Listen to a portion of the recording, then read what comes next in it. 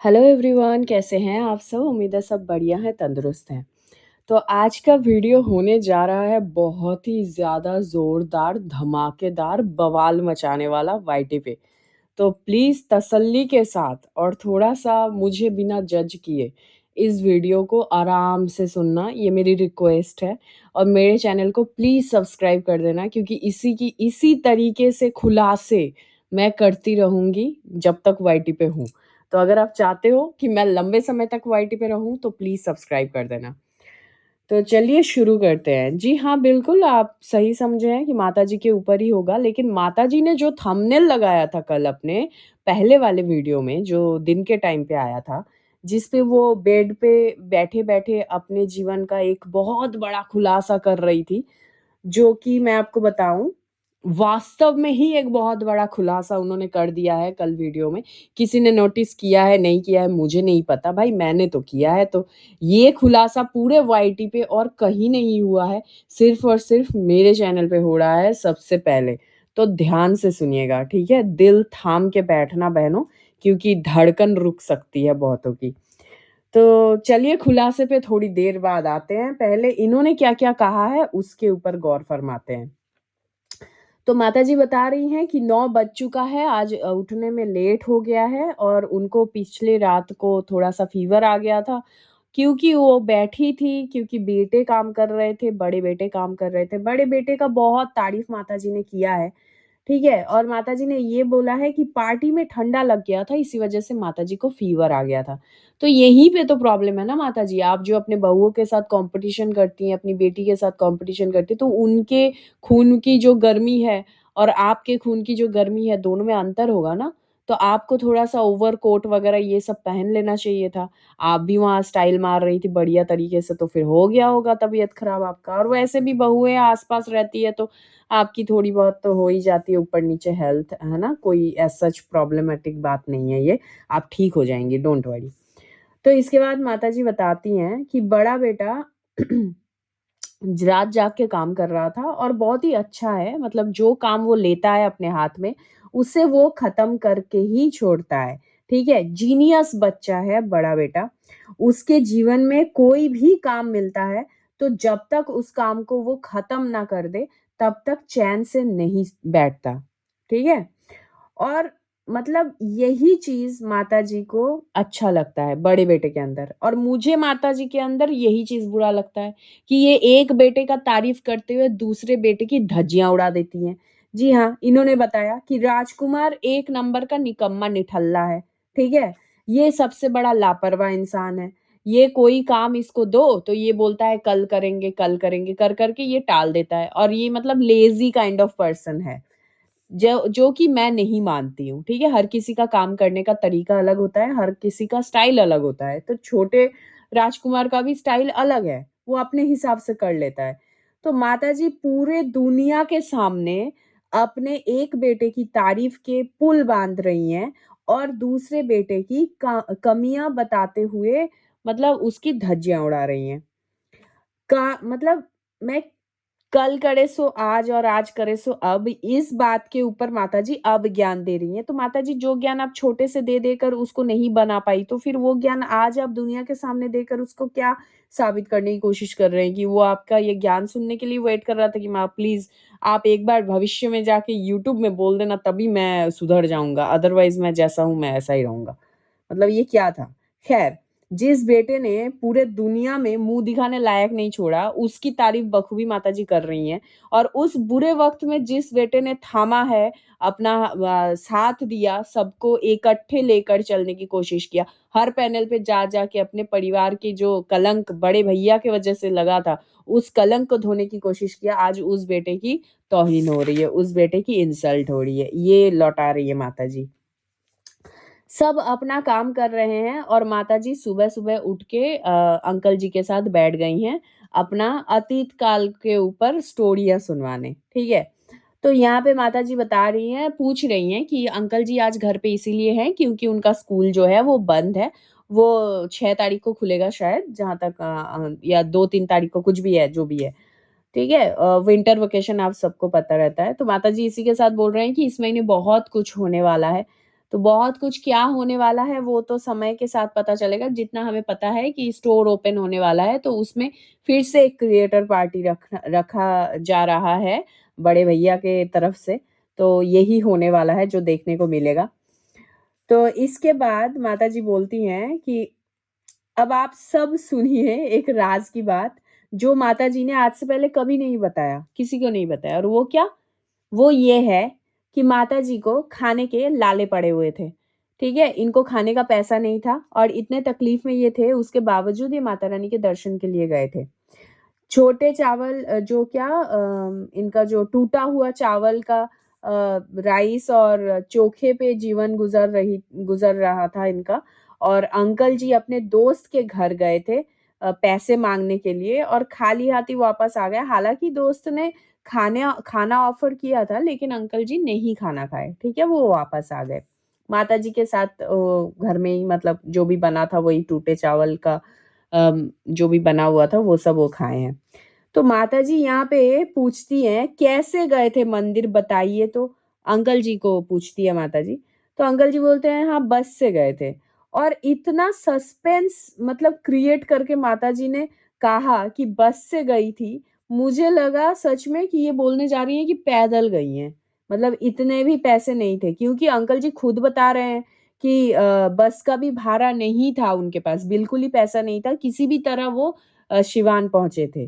फिर मुझे ध्यान आया एकदम से कि अंकल जी ने तो कहा कि जिस दोस्त के पास पैसा माँगने अंकल जी गए थे, वो दोस्त भी गया था साथ में मंदिर।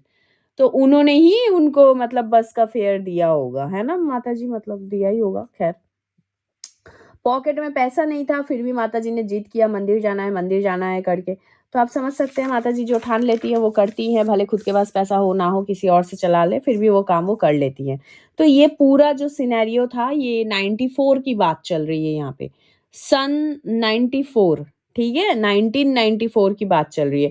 ख़ैर मुझे कोई प्लीज़ बताना कि 90s में बसेस फ्री सर्विस देते थे क्या? मतलब फ्री स सेवा देते थे क्या बिना फेयर के? ख़ैर इसके बाद माताजी का कहना है कि उन्होंने कभी अपने ससुराल वालों को छोड़ा नहीं था। जितना खाती थी उससे ज़्यादा ससुराल में भेजती थी।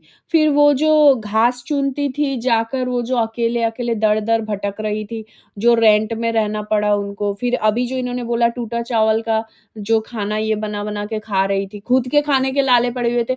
₹20 माँगने गए थे अंकल जी अपने दोस्त के पास, वो भी नहीं माँग पाए। फिर ये ससुराल वालों को कैसे दे रही थी? और वो सारे ससुराल वालों से दूर जाके फिर रेंट पे क्यों रह रही थी? मतलब क्यों? इतना ज़्यादा झूठ क्यों? और वैसे झूठ बोलते-बोलते माताजी ने बहुत बड़ा खुलासा कर दिया है दोस्तों।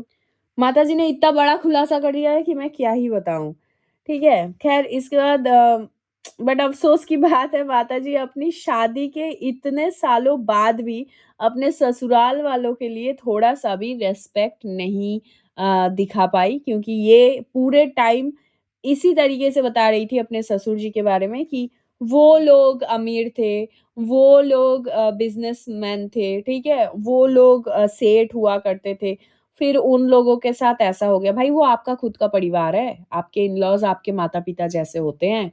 तो वो लोग करके जो आप बात कर रही हैं, तो फिर आप खुद कैसे ये उम्मीद करती हैं कि आपकी बहुएँ आकर आपको अपना मानकर मेरा और हमारा परिवार इस तरीके से बात करेंगे। पहले खुद के अंदर वो चीज़ होना चाहिए ना। फिर शुरू हो गया माताजी की खुद की तारीफ़, ठीक है? व्लॉग स्टार्ट किया था ये बोलकर कि भाई मेरे से उठा नहीं जा रहा, बदन में दर्द हो रहा है, मतलब वो रेस्ट करना चाह रही थी और व्लॉग के अंत-अंत में ये बताने लग गई कि माताजी बिल्कुल भी आलस नहीं करना पसंद करती हैं, माताजी एकदम से एक्टिव रहती है, हमेशा काम करना पसंद करती है। तो माताजी सुबह-सुबह उठकर, नहा-धोआ कर अपनी बहू के साथ भी तो मंदिर में एक साथ आरती करती हुई अगर आप दिखाती तो ज़्यादा अच्छा लगता। फिर ब्रेकफ़ास्ट वगैरह करके अगर अच्छे से बैठ के तैयार होके अगर व्लॉग स्टार्ट करती और ये स्टोरी आप बताती, तो मुझे नहीं लगता कि आपके चाहने वाले आपको छोड़ के भाग गए होते, कोई सुनता नहीं, सब सुनते। और भी अच्छा लगता। ये बासी मुँह बिस्तर में बैठकर बातें करने से अच्छा होता कि अगर आप फ्रेश इनफ होके उसके बाद आप ये सारी बातें करते। ख़ैर बड़ी मुँह और बड़ी-बड़ी बातें और छोटे कदम आपके तो दिख ही जाते हैं, अब क्या ही कर सकते हैं हम। अंकल जी बता रहे हैं किसी को भी जीवन में आगे बढ़ने के लिए सूर्योदय के पहले उठ जाना चाहिए। पहले तो ये सूर्योदय होता है अंकल जी, मास्टर जी, थोड़ा-सा अपने जो अल्फाज़ हैं उनको थोड़ा-सा ऊपर-नीचे करके ठीक कर दीजिए एडजस्ट, बाकी आप बातें बिल्कुल सही बोल रहे हैं।